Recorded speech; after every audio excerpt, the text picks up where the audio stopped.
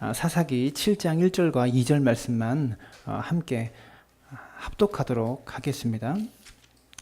여룹바알이라 하는 기드온과 그를 따르는 모든 백성이 일찍 일어나 하룻샘 곁에 진을 쳤고 미디안의 진영은 그들의 북쪽이요 모래산 앞 골짜기에 있었더라.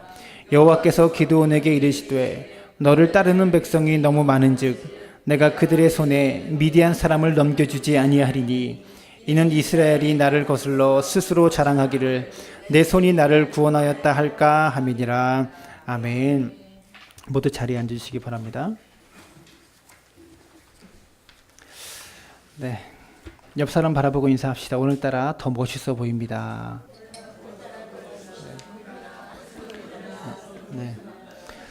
네, 오늘 서영이가 맨 앞자리에 앉았어요. 적응이 안 돼요, 얘가. 나온 지 얼마 안 됐는데 갑자기 너무 확 변하니까. 네, 적응이 안 되네요. 네, 계속 교회론에 대해서 함께 말씀을 나누고 있죠. 세 번째 시간인데요. 원래 교회론에 대한 설교를 4가지 정도 준비했습니다.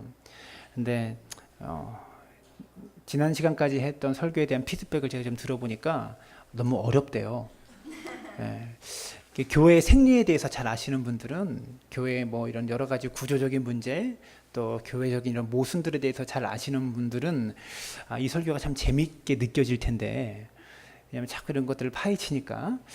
근데 초신자 분들이 좀 계셔서 교회 처음 나오시거나 그런 부분에 관심이 없던 분들이 많이 계셔서 좀 어렵게 느껴졌던 것 같습니다. 그래서 오늘까지만 교회론에 대한 설교를 마무리하고 4번째 설교는 저희 창립 기념주일 때 하도록 하겠습니다. 내일부터는 정상적인 설교로 다시 돌아오도록 하겠습니다. 한국 교회는요, 전 세계 기독교 역사상 유례가 없을 만큼 최단기간에 최대의 성장을 이루었던 교회가 한국 교회입니다. 그런데 지금 한국 교회가 직면하고 있는 현실은요, 최단기간에 최대의 몰락을 염려해야 되는 그런 위기 가운데 놓여져 있다는 거죠. 세계 10대 교회 가운데, 세계에서 가장 큰 10대 교회 가운데 7개 교회가 한국 교회 안에 있습니다. 근데 이 숫자가 점점 무너지고 있고, 근데 아직도 여전히 10대 교회 가운데 절반을 한국 교회가 차지하고 있는 그런 현실이다라는 거죠. 그런데 최단기간에 최고 가파른 몰락을 지금 경험하고 있는 것이 한국 교회의 모습입니다.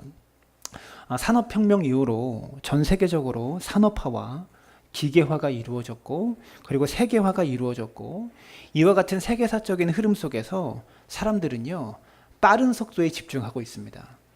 그래서 한때는 이런 광고도 있었잖아요. 빠름. 이게 뭐 핸드폰 광고잖아요. 빠른 속도가 성공을 의미하는 척도가 되었다는 거죠. 그래서 빠른 운송수단, 빠른 인터넷, 빠른 음식, 그리고 빠른 성공의 길에 사람들이 집중하게 되었고, 이 속도에 따라, 이 빠른 속도에 따라 모든 문화가 재편성되고 있는 그런 국면에 있습니다. 빠른 음식의 대명사라고 할 수 있는 곳이 맥도날드라고 저는 생각합니다. 뭐 롯데리아 같은, 근데 맥도날드가 제일 맛있잖아요. 맥도날드를 예를 들면, 맥도날드는 철저한 효율성과 정형화된 레시피가 있고요. 그리고 어디 가나 동일한 획일적인 서비스, 이런 것으로 대표할 수 있을 겁니다. 이러한 패스트푸드의 철학이 교회에 그대로 적용되어서 성장하고 있는 교회를 패스트 철치라고 말할 수가 있을 겁니다.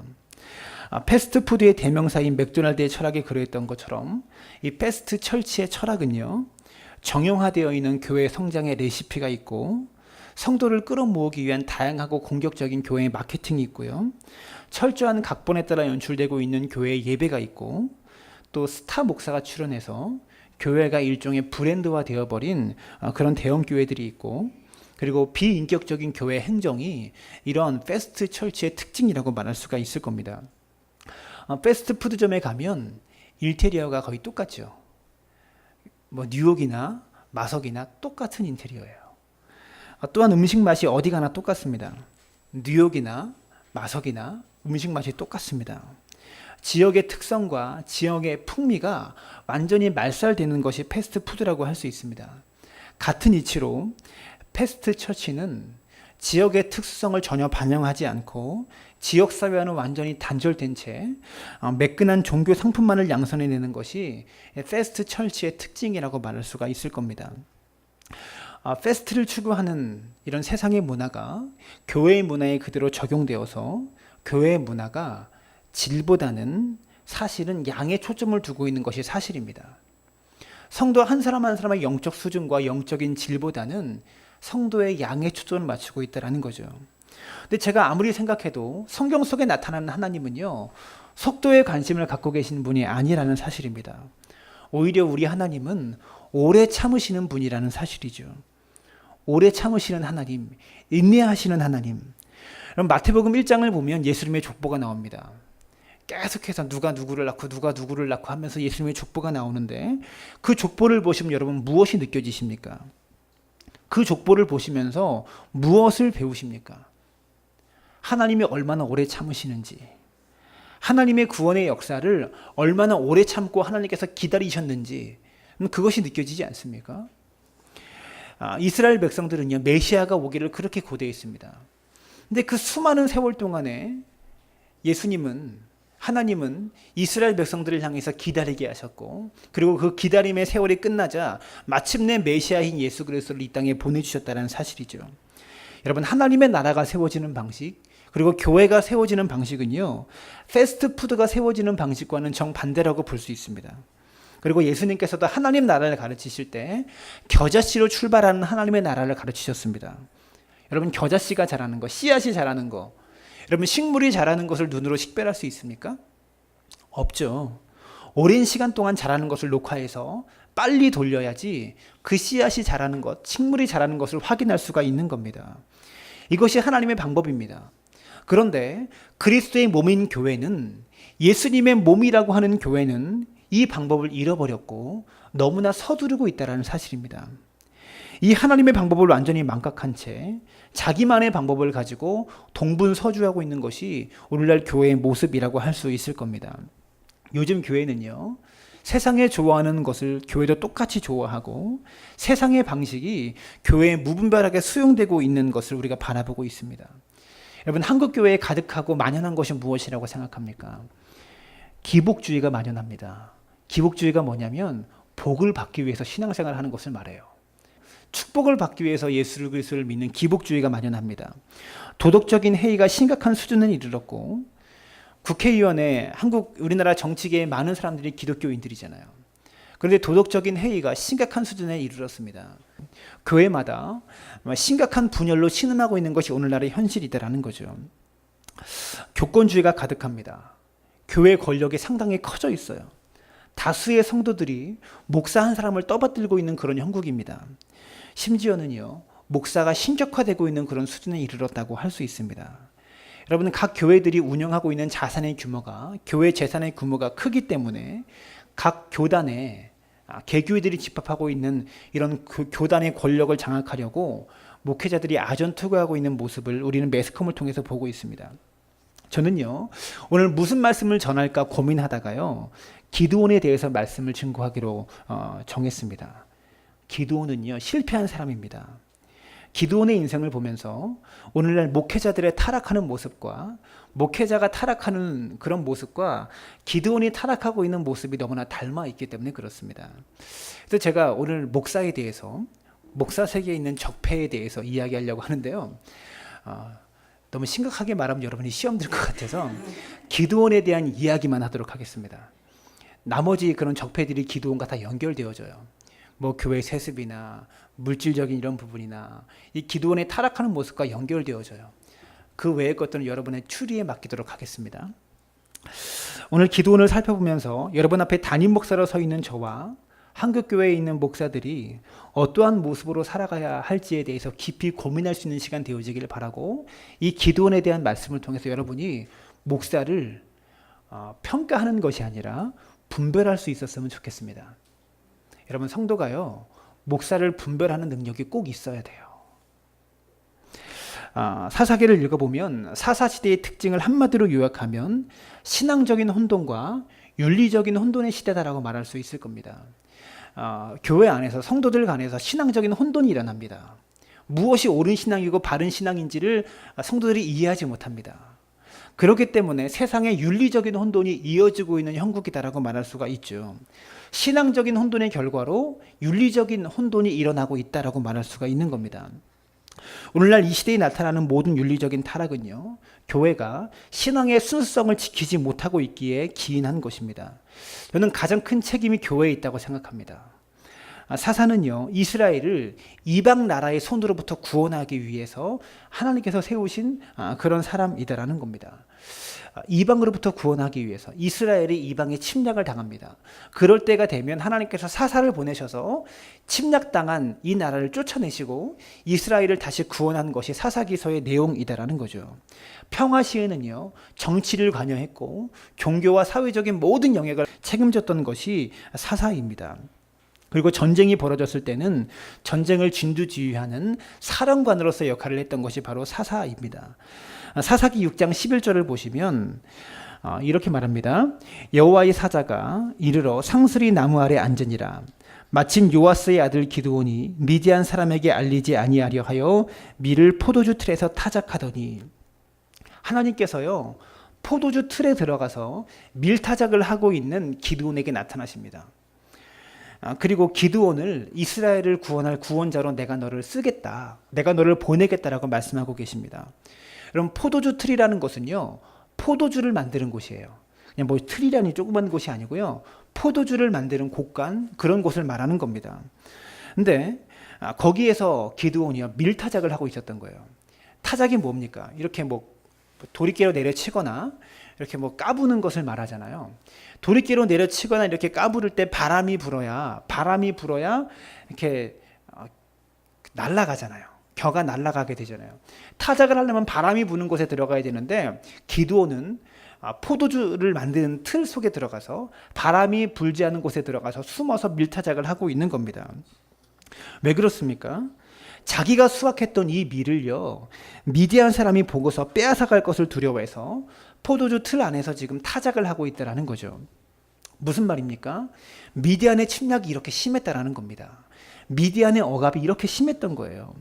외세의 압박에 굴복해서 굴욕적인 삶을 살아가고 있는 이스라엘 민족의 모습을 보여주고 있는 상징이라고 말할 수가 있을 겁니다. 하나님은요, 이렇게 겁이 많고 소심한 기드온을 들어 쓰셔서 그를 통해서 이스라엘을 구원하시길 원하셨다라는 사실입니다. 네, 기드온은요, 부름 받을 때도 이렇게 겁이 많았어요. 포도주 틀 안에서 밀타작을 할 만큼, 미디안 사람들이 들어가서 그 속에 들어가서 밀타작을 한 만큼 겁이 많은 사람이었습니다. 6장 15절에 하나님께서 이 포도주 틀에서 밀타작을 하고 있는 기드온에게 나타나셔서 내가 너를 쓰겠다라고 말씀하셨을 때 기드온이 이렇게 대답합니다. 나의 집은 므낫세 중에 극히 약하고 나는 내 아버지 집에서 가장 작은 자니이다. 기드온은요, 자기가 너무나 작고 약한 사람이라고 지금 고백하고 있다는 사실입니다. 약하고 작기 때문에 전혀 하나님께 쓰임받지 못할 것 같은 존재가 바로 기드온이었다라는 거죠. 여러분, 하나님께서요, 사람을 부르시고 사람을 쓰실 때는요, 전혀 쓰임받지 못할 것 같은 사람을 쓰신다는 것을 우리가 알아야 합니다. 여러분, 저도요, 지금도 마찬가지지만 하나님께 처음 부름받을 때 나 같은 사람이 과연 쓰임받을 수 있을까? 나 같은 사람이 이 사명을 제대로 감당할 수 있을까? 나 같은 사람이 사람들 앞에 서서 설교나 할 수 있을까? 입이나 열 수 있을까라고 두려워하고 걱정했던 사람입니다. 하나님은요, 그렇게 연약한 사람을 부르셔서 하나님의 도구로, 하나님의 사람으로 사용하신다는 사실이죠. 근데 기드온은요, 하나님께서 자신을 쓰시겠다라는 확신을 갖지 못합니다. 너무나 약하고 작은 지금 자신의 모습이었기 때문에 내가 감히 하나님께 쓰임받을 수 있을 것이라는 생각조차 못했던 사람입니다. 이때의 기드온은요, 겸손함이 있었습니다. 하나님은 기드온의 이런 겸손한 모습을 보시고 기드온을 쓰시기로 작정하셨던 것 같아요. 이렇게 확신을 갖지 못하는 기드온에게 하나님은요, 세 가지 표징을 보여주십니다. 첫 번째 표징은요, 기드온에게 반석 위에다가 고기와 무교병을 올려놓으라라고 말씀하십니다. 그때 여호와의 사자가 그 반석 위에 지팡이를 대니까 그 위에 올려놓았던 고기 덩어리와 무교병이 불살라지게 됩니다. 그리고 또 다른 표징은요, 그래도 확신을 갖지 못하니까 기드온이 하나님께 또 다른 표징을 달라고 구합니다. 사면 땅은 다 마르고 양털만 적게 해달라고. 땅 위에다가 양털을 딱 올려놔서 이 땅 주변은 다 마르고 이 양털만 물에 적게 해달라고 그렇게 표징을 구합니다. 상식적으로 말이 안 되죠. 땅이 젖어야 양털도 젖는 것 아닙니까? 근데 하나님께서 그렇게 해주세요. 근데도 기드온이 확신을 갖지 못해서 세 번째, 이제는 사면만 적고 양털만 마르게 해달라. 다음날 보니까 반대로 돼 있어요. 이제는 사면 땅이 다 마르고 양털이 젖어 있습니다. 이렇게 세 가지 표징을 연속적으로 하나님께서 보여줌을 통해서 기드온을요, 너를 이스라엘 사사로 쓰시겠다라고 세 차례나 확신을 주시려고 하십니다. 엑섬이라는 구약학자가 기드온의 이와 같은 태도에 대해서 이렇게 말합니다. 사사기에 나오는 어떠한 인물도 기드온보다 더 많은 증거를 받은 사람이 없으며 기드온보다 더 많은 의심을 품었던 사람이 없습니다. 오늘날 지금 한국교회 문제를 일으키는 목사님들, 그들의 자서전을 보면요, 대단하신 분들입니다. 어마어마한 역사를 경험했고요, 죽기 직전에서 살아나신 분도 계시고요, 어마어마한 기적과 같은 역사와 하나님의 증거를 보신 그런 분들이십니다. 기드온의 세 차례나 표징을 구한 이 모습은요, 결코 믿음이 있는 모습이라고 말할 수가 없죠. 믿음이 없기 때문에, 너무나 작고 약하기 때문에, 믿음이 연약하기 때문에 하나님께 이렇게 구하는 것이죠. 기드온은요, 의심이 많고 소심하고 겁이 많은 사람이었습니다. 하나님께서는요, 전혀 쓰임받을 수 없을 것 같은 사람을 통해서 기드온을 사용하셔서 이스라엘을 구원하셨다는 사실이라는 것을 우리는 기억해야 됩니다. 이것이 오늘 우리가 읽은 본문 사사기 7장 바로 직전까지 6장까지의 내용입니다. 그리고 7장 1절을 보시면 기드온과 이 기드온을 따르는 백성들이요, 하롯셈이라는 그 셈에 모이게 됩니다. 이 셈의 이름이요, 떨림의 셈이라는 그런 이름이에요. 기드온과 이스라엘 백성은 지금 떨면서 두려워하고 있는 거죠. 떨림의 셈에 모여서 떨면서 두려워하고 있는 겁니다. 이때 이스라엘 민족의 병력 규모가 32,000명이었어요. 32,000명의 군대. 그런데 이스라엘과 지금 전쟁을 벌이고 있는 미디안의 병력은요, 13만 2천 명이었습니다. 13만 5천 명이었습니다. 7장 12절을 보시면 이렇게 말해요. 미디안과 아말렉과 동방의 모든 사람이 골짜기에 누웠는데 메뚜기의 많은 수와 같았고 그들의 낙타의 수가 많아 해변의 모래와 같이 많은지라. 미디안의 군대가 얼마나 많았다고 묘사하고 있냐면 메뚜기 떼처럼 많아 보였다. 해변가의 모래처럼 많아 보였다. 이렇게 표현하고 있는 거예요. 그리고 실제적으로 사사기 8장 10절에 보시면 미디안의 군사가 13만 5천 명이라고 성경이 기록하고 있어요. 여러분 3만 2천 명과 13만 5천 명이 싸우는 겁니다. 전쟁을 지금 하고 있는 거죠. 무려 4배가 넘는 이 군사력과 지금 대치하고 있는 그런 상황이다라는 겁니다. 여러분 이 전쟁은 보나마나 어디가 이깁니까? 이스라엘이 이깁니까? 미디안이 이깁니까? 미디안이 이길 수밖에 없는 전쟁이다라는 거죠. 근데 이런 상황에서 사사기 7장 2절을 보시면 하나님이 기드온에게 말씀하세요. 여호와께서 기드온에게 이르시되 너를 따르는 백성이 너무 많은즉, 이렇게 말합니다. 3만 2천 명을 데리고 지금 13만 5천 명과 전쟁을 하려고 하는데 너를 따르는 백성이 너무나 많다, 이렇게 말씀하셨다라는 거죠. 여러분 이것은요, 하나님의 방법이라는 것을 기억할 수 있게 되기를 바랍니다. 너를 따르는 백성이 너무나 많은즉 나를 거슬러 스스로 자랑하기를 내 손이 나를 구원하였다 할까 함이라. 하나님의 관심이 어디 있고 하나님께서 역사하시는 방법이 어디에 있는지를 보여주고 있는 겁니다. 7장 3절을 보시면요, 이렇게 말합니다. 누구든지 두려워 떠는 자는 길르앗산을 떠나 돌아가라 하시니 이에 돌아간 백성이 2만 2천이요 남은 자가 10,000명이더라. 두려워하는 사람, 떨리는 사람은 다 돌아가라 라고 했더니 3만 2천 명 중에서요 2만 2천 명이 그냥 도망갔어요. 남은 사람이 몇 명입니까? 10,000명입니다. 군대의 3분의 2 정도가 다 도망가 버린 겁니다. 10,000명 대 13만 5천 명의 전쟁을 치르려고 기다리고 있는 거예요. 여기서 두려워 떠는 자는 돌아가라라고 지금 기드온이 선포했는데 실제로는 누가 두려워하고 있습니까? 기드온이 두려워하고 있는 거예요. 여러분 이것이 목회자의 모습입니다. 오늘날 목사는요, 교회의 영적 리더로 서 있으면서 여러분 사실상 두려움이 없는 존재가 아니라 두려움을 책임감 때문에 이겨내려고 하는 사람이죠. 두려워하는 자는 떠나라라고 말하면서 정작 자신이 두려워서 하나님께 3번이나 표징을 구하는 연약함을 가진 존재가 바로 여러분 앞에 서 있는 목사고 리더라는 사실을 기억할 수 있게 되기를 바랍니다. 이제 하나님께서 기드온에게 재차 말씀하세요. 아직도 많으니, 아직도 많다. 10,000명 대 14만 5천 명이 싸우는데 이것도 많다고 하신다면 어떻게 싸우려고 하는 걸까요? 말도 안 되는 전쟁을 지금 치르라고 지금 말씀하고 있는 겁니다. 사랑하는 여러분, 하나님께서는요, 교회가 세상을 향해서 싸울 때 동일한 방법으로 싸우라고 지금도 말씀하고 계시다는 것을 기억할 수 있게 되기를 바랍니다. 두 번째 기준을 내세우는데요, 두 번째 기준이 도무지 이해가 안 돼요. 그 중에 어떤 사람은 개처럼 물을 핥을 것이고 어떤 사람은 무릎을 꿇고 그 물을 받아서 먹을 것이다. 이렇게 말씀하셨어요. 그래서 그 샘가루 끌고 갔더니 그냥 물을 보고 엎드려서 개처럼 혀로 핥아서 물을 먹은 사람이 300명이었고요. 무릎을 꿇고 손으로 이렇게 떠서 물을 마신 자가 9,700명이었어요. 여러분, 그런데 이 둘 중에 하나님께서 누구를 선택하셨을까요? 무릎을 꿇고 물을 떠서 이렇게 들어서 마신 자를 9,700명을 떠나가라라고 말씀하셨습니다. 그들을 보내라라고 말씀하셨어요. 상식적으로 보면 이 사람들이 더 의젓한 사람들이잖아요. 근데 이 사람들을 떠나보내라고 말씀한다라는 거죠. 기준이 뭘까요? 300명만 가지고, 개처럼 핥아먹은 자 300명만 가지고 전쟁을 하라고 말씀하시는데 이들을 선택한 기준이 뭘까요? 그래서 많은 성서학자들이 고민합니다.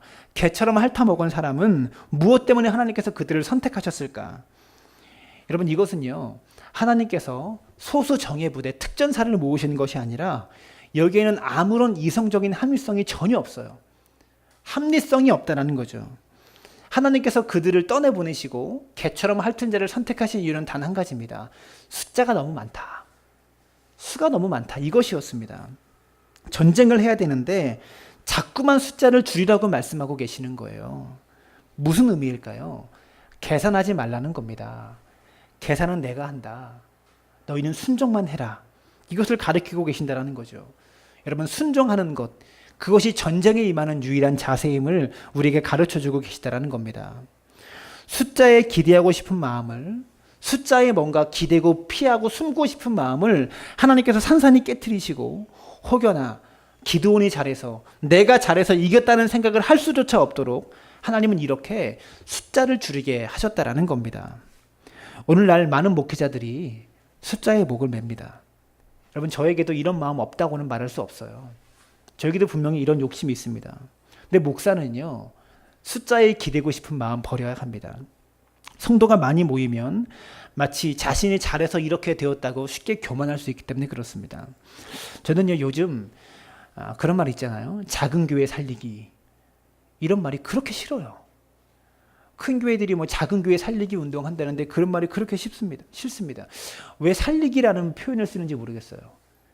우리가 죽었습니까? 살리게요? 왜 그런 말을 쓰는지 모르겠습니다. 작은 교회 안에 있는 생명력을 보지 못하기 때문에 그렇습니다. 작은 교회에 담겨 있는 생명을 보지 못하기 때문에 그런 말이 나오는 겁니다. 그저 불쌍한 시각으로 바라보기 때문이죠. 교회는요, 작다고 죽는 것이 아닙니다. 크다고 살아있는 것이 아니고요, 작다고 죽어 있는 것이 아닙니다. 교회가 가지고 있는 생명의 씨앗이 있어요. 그 씨앗을 보지 못하기 때문에 작은 교회가 죽었다고 생각하고 살리자는 말이 나온다는 거죠. 여러분, 큰 교회는 안 죽고 있습니까? 다 죽고 있는 거예요. 마치 이런 거예요. 배가 물에 빠져서 이렇게 다 이제 죽어가고 있어요. 기울고 있어요. 근데 작은 교회는 밑에 있고 큰 교회는 가판 맨 위에 있어요. 꼭대기에 있어. 언젠가는 이들도 금방 떨어져 죽을 텐데 지금 자기가 금방 죽는 사람이 먼저 죽은 사람을 살리려고 하는 거예요. 근데 그것을 보지 못하고 있다는 사실입니다. 작은 교회에 있는 목사는 죽을 수 있습니다. 작은 교회에 있는 목사의 영성은 죽을 수가 있어요. 지쳐서, 쓰러져서. 그러나 교회가 작다고 죽는 것이 절대로 아님을 기억할 수 있게 되기를 바랍니다. 다시 본문으로 돌아오면 기드온에게 300명의 군사만 남아 있습니다. 하나님께서 명령하셔서 이렇게 숫자를 줄였는데 기드온은 그래도 두려움을 버리지 못합니다. 3번이나 표징을 보여주시는데 두려움을 버리지 못해서 하나님께서 기드온에게 4번째 표징을 보여주십니다. 적진에 부하 하나를 데리고 들어가라라고 말씀하세요. 그래서 기드온이요, 위장해서 부하 한 사람을 데리고 적진에 침투해 들어갑니다. 적진에 딱 침투하니까 미디안 13만 5천 명이 딱 직결해 있는 미디안 군대의 군인들이 하고 있는 소리를 엿듣게 된 거예요. 적군들이 하는 이야기, 무슨 이야기를 듣냐면 사사기 7장 13절과 14절 말씀인데요. 적진에 병사들이 꿈을 꿉니다. 그 꿈 이야기를 듣는데 13절에 기드온이 이른즉 어떤 사람이 그의 친구에게 꿈을 말하여 이르기를 보라, 내가 한 꿈을 꾸었는데 꿈에 보리떡 한 덩이가 미디안 진영으로 굴러들어와 한 장막에 이르러 그것을 쳐서 무너뜨려 위쪽으로 엎으니 그 장막이 쓰러지더라. 그의 친구가 대답하여 이르되 이는 다른 것이 아니라 이스라엘 사람 요아스의 아들 기드온의 칼이라. 하나님이 미디안과 그 모든 진영을 그의 손에 넘겨주셨느니라 하더라. 미디안 적진 13만 5천 명이 직결해 있는 적진에 들어가서 적진의 군인들이 하는 이야기를 엿듣는데요. 어젯밤 꿈에 미디안 그 기드온이 나타나서 우리 진영을 부수더라. 우리가 이스라엘에게 패배하게 될 것이다라고 지금 말하고 있다라는 겁니다. 여러분, 13만 5천 명의 군대를 가지고 있는 미디안 군인이요, 300명밖에 안 되는 이스라엘에게 질 것이다라고 지금 말하고 있는 거예요. 여러분, 누가 더 믿음의 사람입니까? 기드온이 믿음이 있습니까? 미디안 군인들이 믿음이 있습니까? 어떨 때 보면요, 세상 사람들이 예수를 안 믿어서 그렇지 세상 사람이 더 믿음 있는 모습이 많이 있다는 것을 우리가 부끄러워해야 합니다. 어떤 신학자가 이렇게 말했습니다. 하나님을 믿는 사람에게 가장 어려운 것은 하나님을 믿는 것이다. 여러분, 하나님 믿으십니까? 정말 믿으세요? 정말 믿으세요? 대답이 조금씩 기어 들어가요. 정말 믿으세요라고 물어보면 하나님을 믿는다고 하는 그리스도인들에게 가장 어려운 것이 진짜 하나님 믿는 거예요. 목회하면서 제일 어려운 것이 어쩌면 하나님을 정말로 믿는 것이 아닐까, 이런 생각이 듭니다. 저도 목회하면서 진짜 그래요. 내가 진짜 하나님을 믿을 수 있을까? 정말 목회가 어려워지고 힘들어지고 그럴 때 정말로 진짜 하나님을 믿고 끝까지 이 길을 갈 수 있을까?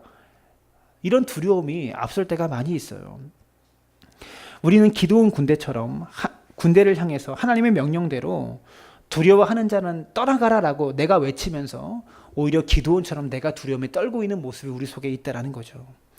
수많은 표징을 보았음에도 불구하고 세상 사람들보다 믿음 없는 모습을 보여주고 있는 것이 오늘날 목회자들의 모습이 아닐까라고 생각되어집니다. 여러분, 교회를 개척하고 교회를 세워가는 데 있어서도요, 우리가 하나님의 방법에 대한 신뢰를 가져야 하는 것입니다. 목회를 하는 데 있어서 세상적인 방법에 기대지 않고 성경적인 방법으로만 목회한다는 것 진짜 쉽지 않은 것 같아요. 참 어려운 일입니다. 이제 기드온이요, 미디안 진영에서 이제 군사들이 떠드는 이야기를 듣고 확신을 갖게 되고요, 이제 300명을요 전쟁에 임할 준비를 시킵니다. 오른손에는 횃불을 들고 왼손에는 나팔을 불게 했어요. 막 떠드니까요, 군대가 많은 줄 알고 이들이 혼비백산에서 지들끼리 싸워요. 미디안 군대들이. 그렇게 해서 전쟁에 승리하게 되는 것입니다.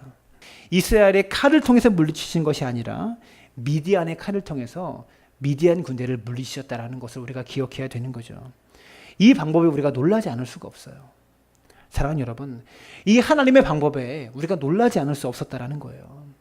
우리가 칼을 들고 나와서 싸우려고 하면 패배할 수밖에 없습니다. 전쟁은 여호와께 속한 것입니다. 그리스도인들이 이 세상을 살아가면서 수많은 전쟁을 치르며 살아가요. 물질의 전쟁을 치르며 살아가고요, 유혹의 전쟁을 치르며 살아갑니다.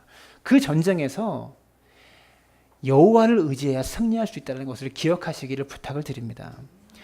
고린도전서 1장 27절부터 29절은 이렇게 말합니다. 함께 읽습니다. 시작. 그러나 하나님께서 미련한 것들을 택하사 지혜 있는 자들을 부끄럽게 하려 하시고 세상의 약한 것들을 택하사 강한 것들을 부끄럽게 하려 하시며 하나님께서 세상의 천한 것들과 멸시받는 것들과 없는 것들을 택하사 있는 것들을 폐하려 하시나니 이는 아무 육체도 하나님 앞에서 자랑하지 못하게 하려 하심이라. 300명의 군사를 택해서 싸우게 한 것은요, 아무 육체라도 하나님 앞에서 자랑하지 못하게 하려 하심이라라고 지금 말씀하고 있다는 겁니다. 하나님께서 기드온에게 300명으로 숫자를 줄이라고 말씀하셨어요. 그래서 기드온이요, 이 믿음을 가지고 순종하여서 전쟁에 임해서 전쟁을 다 이기고 있는 와중입니다. 여러분, 300명 대 13만 5천 명의 전쟁, 누가 이겼습니까? 300명이 이겼어요. 이스라엘이 이겼어요. 얼마나 큰 승리를 거뒀냐면 14만 5천 명 중에서 12만 명이 죽었어요. 대단한 승리죠. 엄청난 승리를 거뒀습니다. 그리고 이제 남아있는 15,000명을 이제 잔멸하기 위해서 기드온의 300명의 군대가 15,000명의 패전병을 추격하고 있는 그런 중입니다. 근데 기드온이 어떻게 합니까? 사사기 7장 24절과 25절에 보시면, 여러분 주의 깊게 한번 읽어보세요. 다 같이 읽습니다. 시작. 기드온이 사자들을 보내서 에브라임 온 산지로 두루 다니게 하여 이르기를, 내려와서 미디안을 치고 그들을 앞질러 벳바라와 요단강에 이르는 수로를 점령하라 하매, 이에 에브라임 사람이 다 모여 벳바라와 요단강에 이르는 수로를 점령하고. 여러분 보세요. 300명을 가지고 전쟁에 승리했어요. 아까 22,000명을 돌려보냈죠. 두려워 떤 자는 돌아가라. 그리고 물가에서 물을 떠서 마신 사람 9,700명을 돌려보냈죠. 근데 지금 어떻게 하냐면 기드온이 사자들을 보내서 에브라임 온 산지를 두루 다니게 합니다. 에브라임은요, 북이스라엘을 상징해요.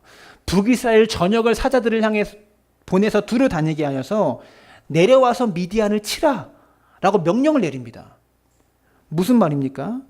두려워해서 도망갔던 22,000명의 사람들, 물가에서 무릎 꿇고 손으로 물을 마셨던 9,700명의 사람들, 그리고 이스라엘 온 백성들을 다시 모으고 있는 겁니다. 15,000명을 물리치기 위해서. 남아있는 15,000명 다 죽이려고 다시 부르고 있는 겁니다. 끝까지 300명 가지고 싸워야 되는데 지금 다시 사람들을 모으고 있다는 겁니다. 그래서 결과가 어떠합니까? 외형적으로 전쟁에서 이깁니다.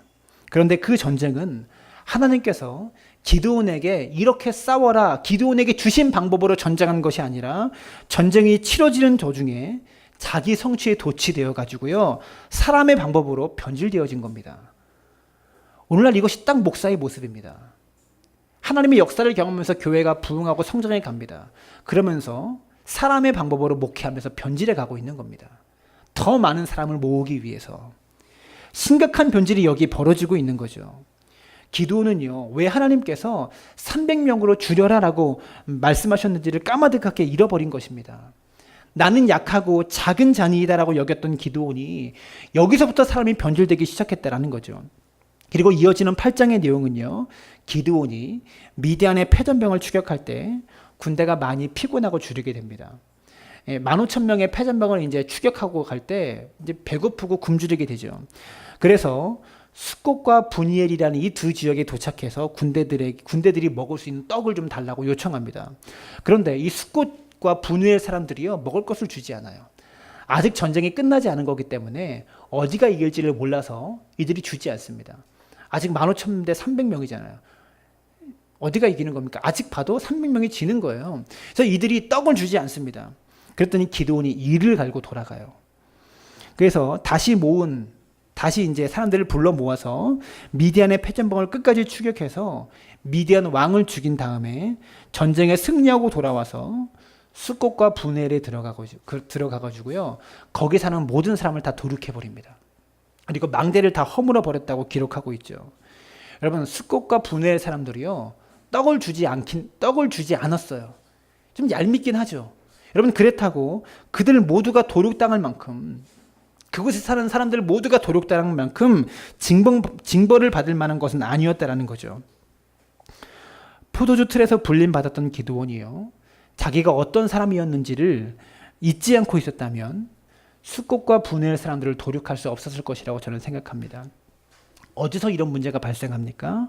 사람들을 보내서 숫자를 늘리기 시작하면서 이 기드온이 어깨에 힘이 들어가고 자신을 과시하기 시작했을 때 그 결과로 무고한 사람을 죽이는 폭군이 되었다라는 것이죠.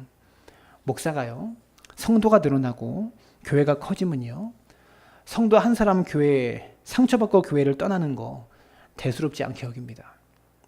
성도들에게 상처를 주고 성도들이 아파하는 거 크게 대수롭게 여기지 않는다라는 거죠. 자기 편의 수가 많아지면 그 숫자 뒤에 숨어서 폭군이 되기 쉽다라는 것이 목사의 직업이다라는 겁니다. 영거라는 구약학자가 기드온을 이렇게 평가합니다. 요단강을 건너는 순간 기드온은 전혀 새로운 사람이 되었다. 변질되어 버린 완전히 다른 기드온으로 바뀌어 버렸다라는 거죠. 요단강을 건너기 전에는 이스라엘을 위한 전쟁이었지만 요단강을 건넌 이후에 기드온 개인의 보복을 위한 전쟁이 시작되었다라는 겁니다.